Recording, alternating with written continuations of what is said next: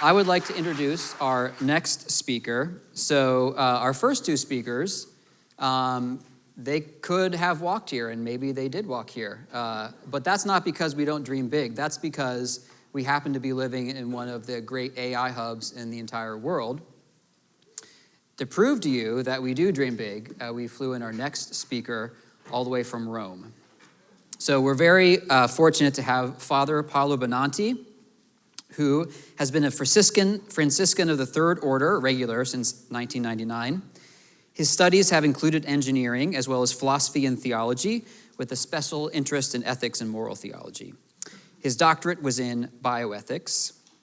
Currently a professor of moral theology, bioethics, and neuroethics at the Gregorian. He's a member of the task force of artificial intelligence of the Agenzia per Italia Digitale and the Prime Minister's Office. The author of many academic and more popular articles, he's recently published several books, and we are really honored to have him here with us today. Please welcome to the stage Father Paolo Benanti.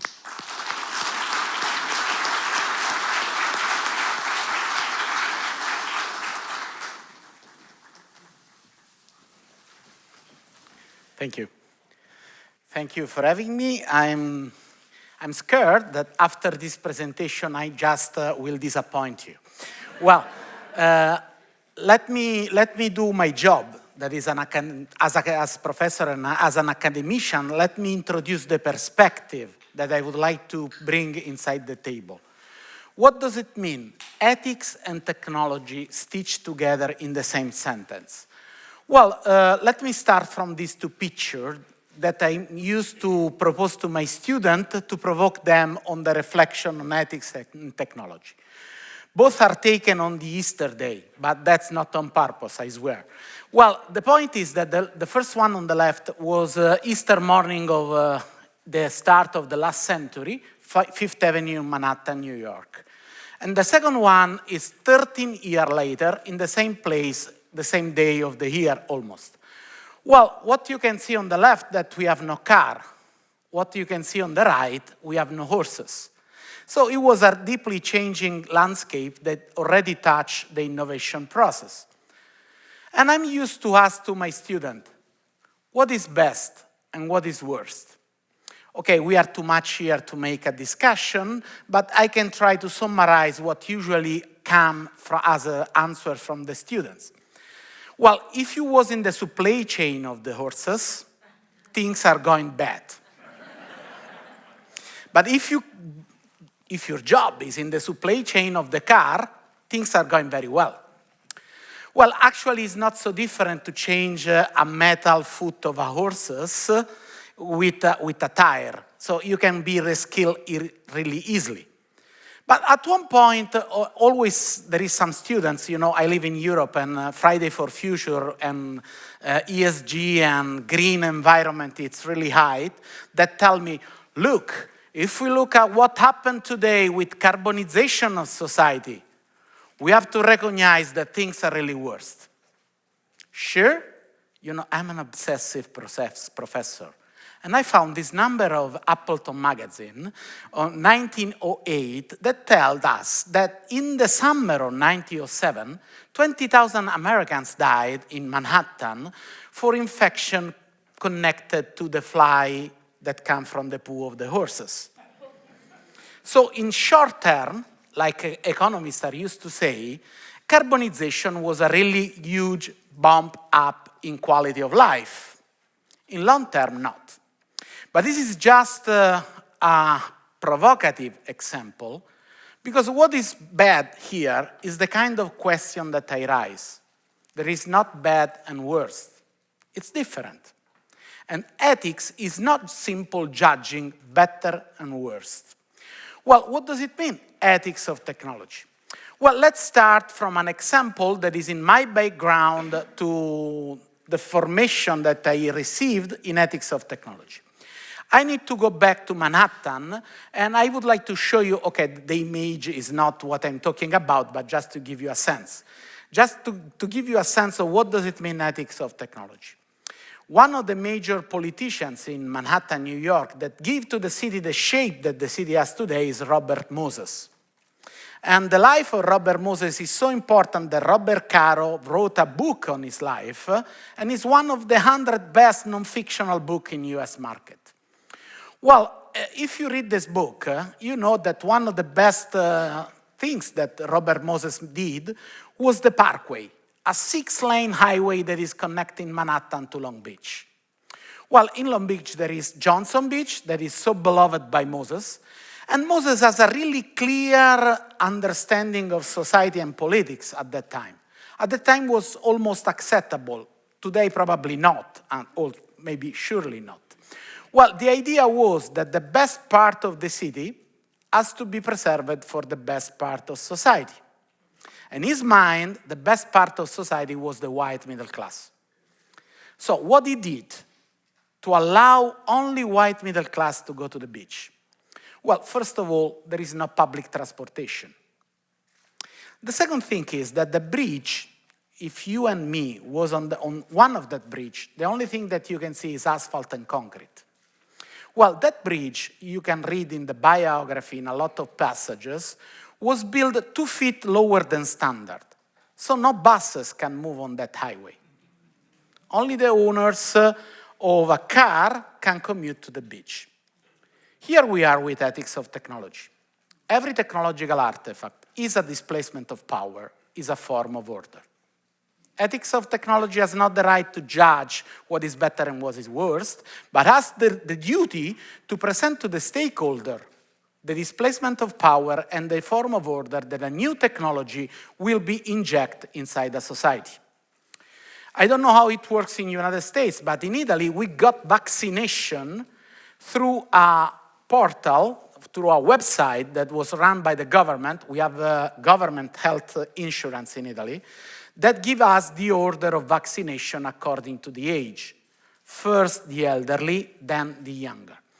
Well, there is a constitutional right for health, but the order of that right was given by a code hidden behind a web portal.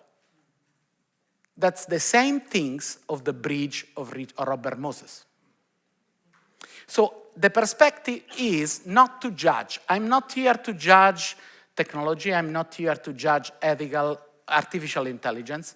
I'm here to questioning technology and to bring to the stakeholder, you are one of the main stakeholders as member of academia and other interested people that work in a technology field, because everyone can make his own choice and find an agreement that builds the society of tomorrow. Well, if this is one of the duty of ethics of technology, there is another thing. Studying technology and its own evolution, we have also some criteria that we would like to show up to give some idea what does it mean to have some form of innovation. You know, we are used to talk about 2 kinds of technology, special purpose technology and general purpose technology. A special purpose technology is a radical question that a human being has facing the reality. I'm hungry. And so I developed the arch, I developed the gun, I developed the rifle, I developed the nuclear bomb. I don't know what you eat after, but that's the purpose. Well, in one moment in society, there is an invention of a different form of technology that is not used to make something. The name is general purpose technology. But the form of technology will change all the way in which do things. Someone is arguing that probably the wheel is the first form of general purpose technology. To be more conservative, let's focus ourselves on steam and electricity. Well, electricity is a general form of technology, general purpose technology, and now there is nothing that works without electricity. Electrical power is needed for everything. Let me remember that I'm also a Franciscan. I can tell you that in the last 15 years, the people that is knocking on my church is not anymore asking for food. They have a lot of food. They ask for charge their mobile phone. I'm not joking, eh? You know, we have a lot of migrants. It's the only way to be connected with the family. So it's interesting. Eh? I open up a free Wi-Fi in the church. I am a lot more faithful. Not to me, but someone. Well, but what happened when we have a general purpose technology? Well, you know, look at what happened when we have electricity. On the left images, you can see Samuel Insull. Samuel Insull was the father of General Electric Company, GECO. He thinks to distribute the electricity according to a model that was democratizing it. Lower the price, more family will acquire, everyone will use electricity. It's the same way in which we distributed gigs with GSM and other mobile phones. On the right side, this is the first 5-year plan of the Soviet Union made by Lenin. The name of the plan is GOELRO, and it means produce the Sovietization of URSS through electrification of the republics. So when you have a general purpose technology like AI, especially the general model, you always have a vision of reality, some means that shape and give form to the technology that you are bringing on. It's too easy to divide between China and the Western. But it's also true for a lot of different companies that now are producing this cloud distributed technology. Everyone has his own philosophy. And ethics of technology has the duty to offer to the stakeholder the question about this kind of horizon that is behind every form of technology. Well, this is my perspective. I try to be objective. This is how I see things. Now, for tonight, talking about all AI and ethical implication was too long. So I was captured inside the hype of large language model, and I would like to focus myself to the last generation of technology, that is this new language technology, and I would like to analyze what happened with language, understanding language as technology, and having an ethical approach to language. Well, this is the plan. The first things that I have to say or to demonstrate is that language is a technology. Well, we are not the only species that talk, that actually communicate. That's better. There is a lot of species that communicate. Also plants through the roots are communicating.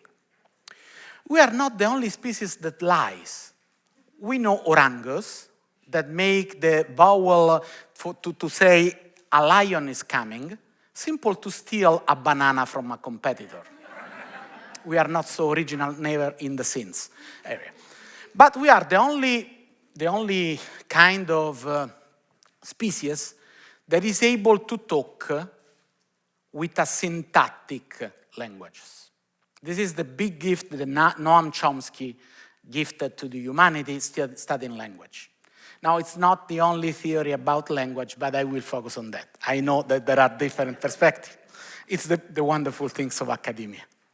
You know, one of my professors once told me, you know, being a teacher is being the paradise. And hell, your colleagues. I know. Well, the point is, Noam Chomsky teaches us, in his perspective, that syntactic language, the idea that we have a subject, verb, and an object, is something that we have in language only us, because you know, our brain is made in that direction. We can handle it. But it's not so important the other position, because this is just half of the story that I would like to present to you. Because if I look at an hammer, I can explain that the handle of an hammer is so made because I can take it in that position with that handle. But I'm simple answering to an half of the question. What is the hammer for? So, if the language is syntactic, we still not yet answer to the idea why we use so much of our energy to develop a tool that is so culturally influenced like languages. Why we developed languages? Well, what we can do with languages? The short answer, I make a class, a semester on that, so I will keep it short. The short answer is, because with languages, I can instruct the imagination of another member of my species. So if I tell you, I'm sad, you are able to see something that is invisible inside me, one point in this endless flow of emotion that is given by me. So with languages, we have learned how to imagine and how to communicate the imagination. We have invented how to invent. We have invented how to see invisible things. I have a deeply temptation to jump inside theology. I will not do it. Well, why this is important? Imagine that I can make a 4-key streaming of our conference today, or better, something that is really holy for an Italian, the Christmas lunch of my family. Okay, real time, 4-key, endless. You can count the number of serving. Well, at one point, that the old lady on the corner is the old Auntie Maria. There is no images that can make it visible. I need a word to say the relationship that make unite me and that kind of woman. So there are things that are possible only thanks to the language. Well, is it language a general purpose technology or a special purpose technology?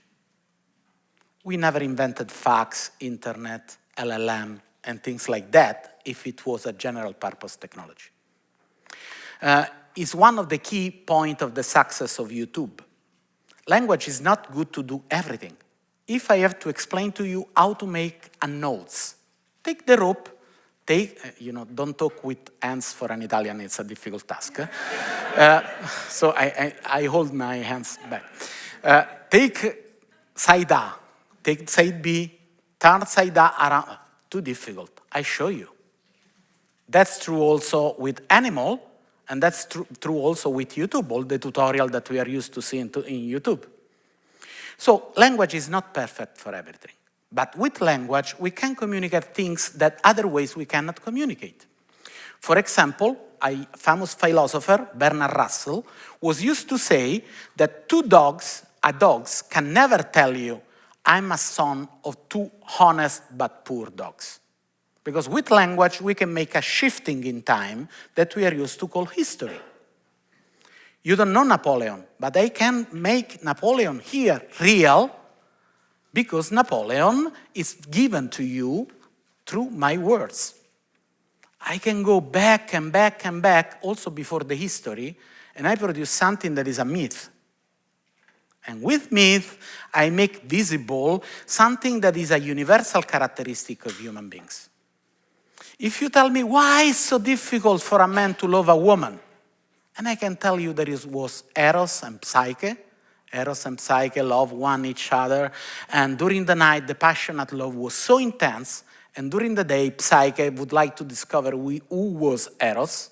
And doing that, try to kill. So in a romantic relationship, there is a passionate things, and there is a rational things that try to kill the passionate one. Well, this is not visible. This is made with words that make it visible outside the history. But, animals are used to be driven by instinct, also by culture in a little way, but majority by instinct. To let it visible, the duty, moral or given by law, we need words. It's the law is written in the metropolitan, and you have to pay the ticket. But without words, we cannot see the duty. We cannot see what we have to do. And also, the language shape actually all the existence in something that we can know that we call word. Things what happen when we discover United States of America. In the world of people that were back. But now, at this point, I have to ask to you, are we weird? The answer is yes, we are weird. But when I say weird, means Western educated, industrial, rich, and democratic. Don't believe to a Franciscan. Well, why? Why we are weird? Actually, we are really different as a Western from other kind of culture. We have a sense of guilty.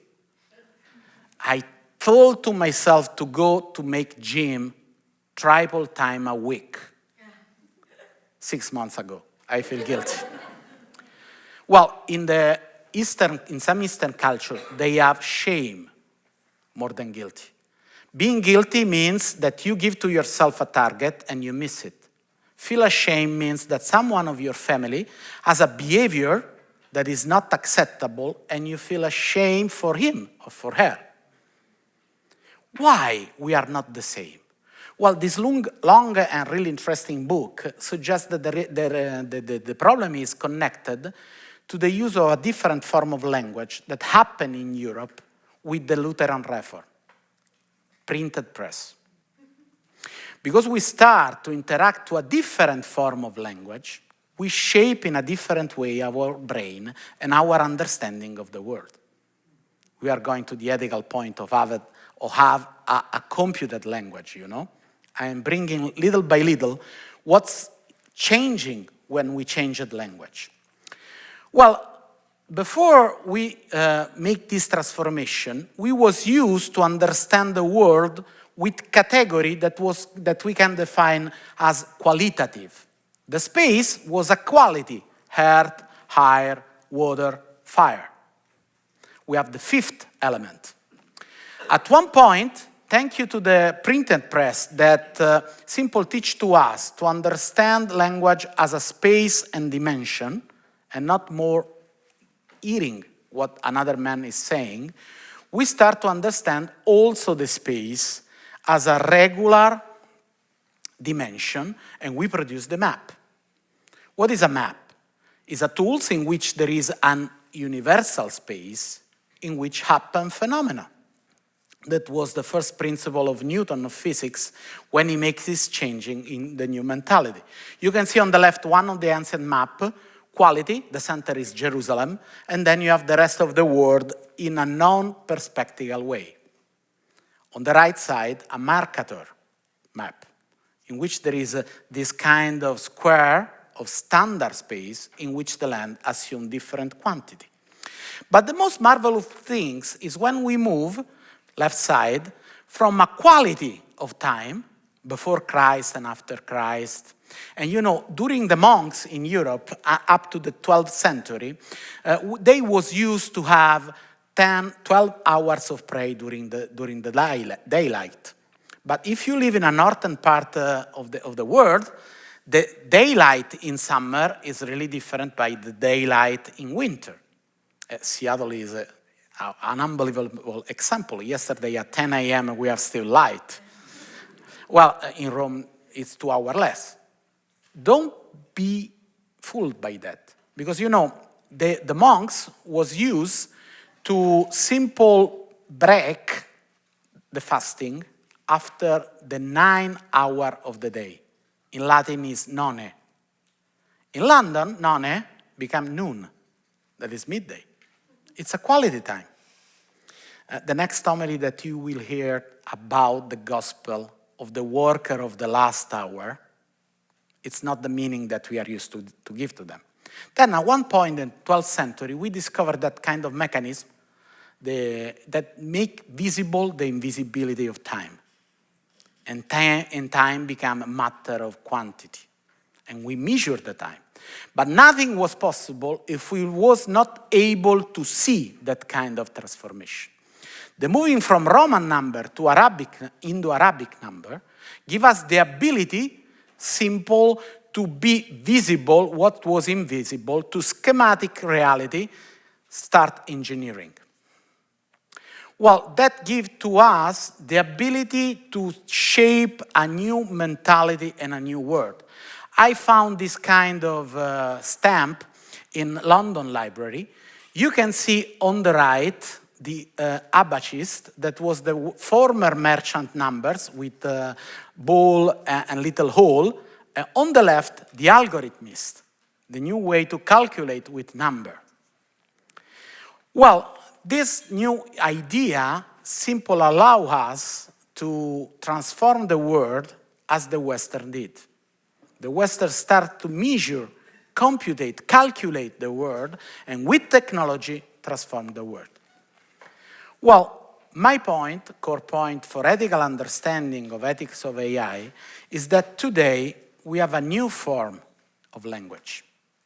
It's not just simple a matter of spoken language or printed language, but it's a matter of computed language. Well, that is what happened with GPT and other LLM publicly released to the public. Now, language is a total different tools that is made by a machine, and the machine is built among all the language that we have spoken in the world. It's interesting, no? Because this huge foundational model has made crawling all the words that they found on the internet. I'm really curious, I would like to talk with engineering future, if the next model will crawl not only the human-produced language, but also the machine-produced language, what will happen?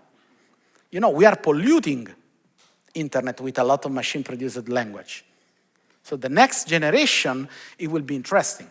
I don't know if keeping secret some of the data on social network, you know, some social networks are simple erasing some kind of content, it's simple to take really sure this kind of treasure that is a human-produced language. But GPT-3 is the start of a new era. So I'm not gully, I'm not optimistic, I'm not pessimistic, I'm not apocalyptic. I would like to be ethics. So to simple ask to us how this kind of tools will change the order and the form of power. You know, with this kind of language, you can let our species imaginate something. And this is the real danger for democracy. Democracy is based on content, and content means to believe in something. I love to talk with, we have in Italy a lot of laicists, and I love to talk with them. Every one of us believes in something. If I ask you, is it the reality made by atoms? If you tell me yes, you never saw them. You believe to a really trustable source that gives you that kind of knowledge. A university is the place, and they know, they was born when the first transformation of language arise, where this trustable knowledge arise. So it's like if this new kind of formal language is simple producing a new form of, inability to read. In the Middle Age, we have the San Francisco Basilica in Assisi that has a huge library. Being not able to read means enter inside that kind of library and not be able to recognize the symbol that produce a meaning that was the character inside the book. Today, this new condition of not be able to reading means to be inside this flow of word and not to be able to recognize which word has a value and which one not. So once again, it's a matter of education. It's a matter of something that makes us able to give a truth or some kind of trustable label to something that is produced to us. But I would like to stress more, my time is going fast, another element ethically significant on that. You know, one of the best studies that I wrote in the last years was Daniel Kahneman Nobel Prize for Economics, Thinking Fast and Thinking Slow. You know, our intelligence is not one level. We have two levels. We have system one, that is really according to intuition and instinct, that I'm sorry to tell you is working 95% of time, is unconscious, fast, associative, and automatic pilot. Sometimes, 5% of time, we use system 2, that is the real rational thinking. It takes effort, is slow, logical, lazy, indecisiveness. If I have to use a metaphoric images, system 1 is like the retournees of a tennis champions on Wimbledon. The other serve at 180 km/h, and he give a retournees in 1 fraction of a second in that angle, but he didn't think so much. System 2 is like Garry Kasparov when he won a chess play. He think a lot to do that. I'm using Italy, it works well, to explain that, because if you are a wife and you are your husband, I know it's really cultural biased, I'm sorry, and your husband is telling to you, yes, my dear, yes, honey, yes, yes, yes, that's system 1. It works also in the United States, thank you. System 2 is much more slow. Well, system 1 is in some way produced by a repeated experience, a clear display of data, a primed idea, and also good mood. Kahneman has demonstrated that the judge if they take a coffee, double the rate of freedom on parole after the coffee. So bring a coffee to the next judge, you will go. And this produces a feel of easing that feels familiar, feel true, feel good, feel effortless. Now, my idea is this new LLM, this new generative language, could be the perfect system 0. That simple trigger system 1 instead of allow us to recognize when we need system 2. So ethically speaking, it's not just a matter of education, it's also a matter of designing the user experience between the man and the machine. Because the machine don't become a primer of system 1, allow us to go as someone that is self-driven by someone else. Well, this is really true if you look to another things that belong to the Nobel Prize, recent Nobel Prize, that is the nudging theory. I will explain to you the nudging theory with the example that allowed them to win the Nobel Prize. It's not really clear an example. No, it's a little bit dirty. You will forgive me, but it's the real example. You know, one of the major problems in the Schiphol airport, one of the biggest airports in Europe, in Amsterdam, was the cleaning of toilet. Cleaning the toilet of the woman cost around 1 million for a year. Cleaning the toilet of man, 1.8 million. Men's no wise. Well, you can use a normative, make it keep clean, no effect. They paint a little mosquitoes in the center of the place, and the cost drop to 1,100,000. That is a huge insight experiment on the main brain, but it's also told us that in a world in which the normative imperative is not working, that is a subconscious imperative, that is a subconscious force that ping on us, that is perfect by the machine, especially we learned that with notification inside the smartphone, that can drive us and move us at the center of a Gaussian of behavior that will shape the reality. So I know I'm not here to give you answer. As an ethicist, I'm here to make question, but you are the stakeholders. Because the way in which design the AI will be the same effect of carbonization in 15 years. And so, in 15 years, how would you like to be remembered by the next generation? As we remember the generation that produced the carbonization of the world, or in a different way? This is ethics of AI. Ethics of AI is building up a square in which different competence, engineer, science, humanism, theologians, philosopher, law, and doctor, and people that has a PhD in medicine, can find together a way to find a mediation between the positive results that are bringing by this form of innovation and the mitigation of the risk. Because we have to decide what is the purpose. Would we like to keep our society still human compatible? Are we still believing that democracy and the ability to have a personal opinion and a public opinion are key factor to stay together? Well, the way in which we'll answer to this question will be the society that we are simply building together. Well, to answer to that, I think that we have to do something that we already do with the car.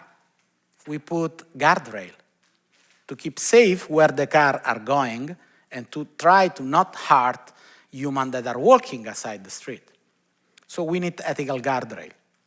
A guardrail is a really special thing because with a guardrail, you are not constrained on the kind of destination that you would like to reach. You are still free to go wherever you want, but you have to go in a certain way that try to not offend other humans.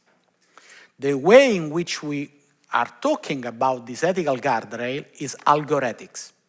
You know, ethics is this long book of ethical reflection that human beings produced during 20th century, the last 20, 30 century. Every time that we have a challenging situation, we start to write a chapter of this book. The last one probably is when we develop a nuclear bomb, and we have to find a way, and that is interesting, to mitigate the risk of nuclear bomb. And we start to use a mathematical theory, game theory, to avoid the explosion of a world war with nukes. Well, this ongoing book needs a new chapter. This new chapter is up to us. We, as humans, we have to develop this kind of ethical rule book. But now, this ethical rule book has to be computed by the machine, algor. So algor ethics means the answer, the set of answers that we would like to give to a series of questions. For shortly, I give you just few that arise with this new wave of innovation to keep the human flourishing at the center of our interest. This is the game, this is the field, up to us to find some answer. Thank you very much.